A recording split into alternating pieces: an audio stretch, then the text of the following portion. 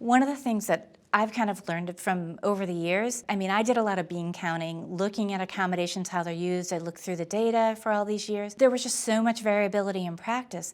And if you keep thinking about accommodations as an afterthought, then you're going to find you're not sure about how this is going to be working. But if you add on support and it's part of a meaningful experience, it's not a decontextualized type of tool. And by the way, you need to remember to use this tool when you're using this and apply it to a situation. That's a lot to demand of a student to remember. And so we're working with kids who are trying to remember all these different types of supports and strategies. You have to give them a chance to practice it in context.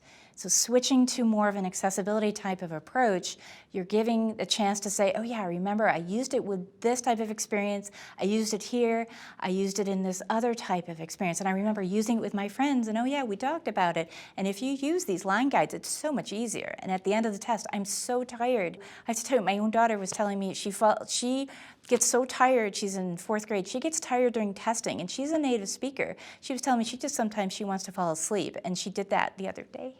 But the challenge is, you know, if native speakers are getting exhausted, you need to think about how you can support kids in, you know, these tests where you're giving them tools to stay focused, to keep, you know, your eye on what you're doing and to be able to look at what you're doing and monitor and self-check. And if you're empowering them to go and look at how you can participate in a test, it's not as scary of an experience.